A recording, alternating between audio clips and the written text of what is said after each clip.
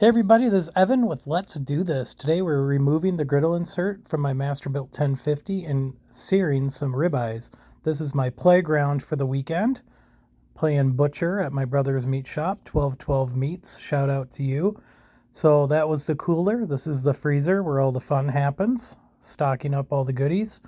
I'm going to be cutting some porterhouse and some T-bones here. So, of course, any good butcher knows you get to bring home some end cuts. Those are butcher cuts. And I happen to be saving a few of the ribeye ends, so that's what I'll be searing up today. But what the video is all about here is I'm going to be taking the griddle insert out of my 1050, and this is how you convert it back to grilling. A lot of people know that these are pretty heavy, so you got to move everything out of the way, get a spot for it down below, and then you got to find a place to put everything, which can be a little cumbersome.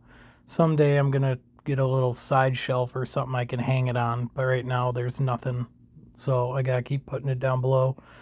So there's a smoke side and a sear side. I have the sear side up, just scraping everything off. I'm going to get it started here.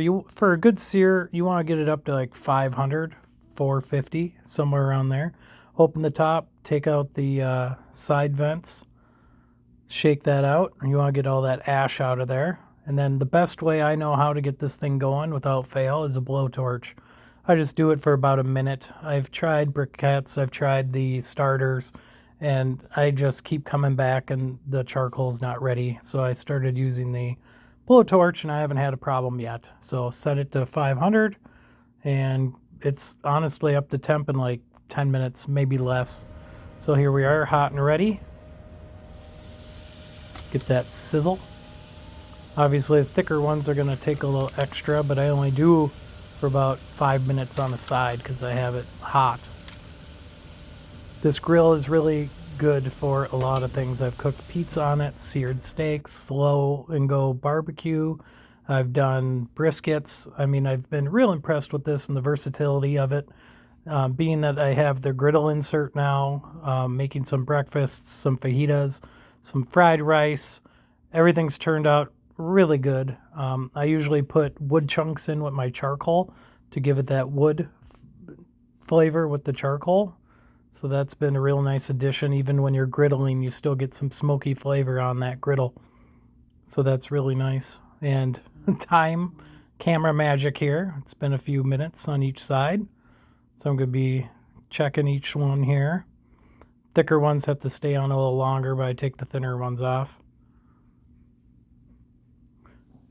My overall review of the griddle insert, I'd give it an 8 just for the fact that it's so heavy and you got to move it in, move it out, you got to convert everything. I wish I could get like a half and half. I wish they had that as an option, but it'd be kind of hard, I suppose, to get it up to heat, being that it's not all covered and you have to have the flame shields in there for the griddle insert. So checking everything here. The back corner there isn't as hot. Just like everything else, you're going to have your hot spots. So as you get cooking on your griddle or grill, you'll start to realize where your hot spots are.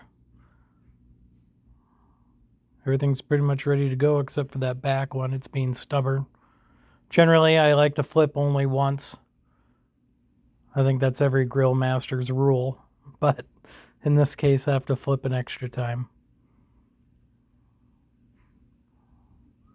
But it is very hot, 500 degrees, so it doesn't take long. Just give it a good 30-second count or so. Give it the bend test. Check it out.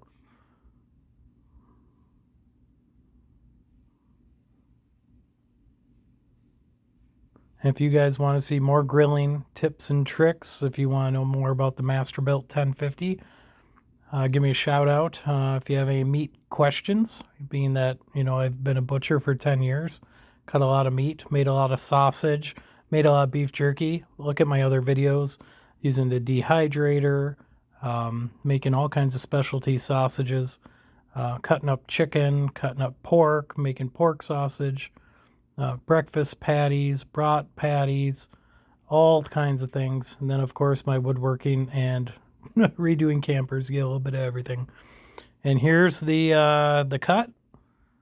Kind of a dull knife. which shouldn't happen in a butcher's home, but you get what you get. Good coloring on that, nice and moist. Thanks for watching. Talk to you later.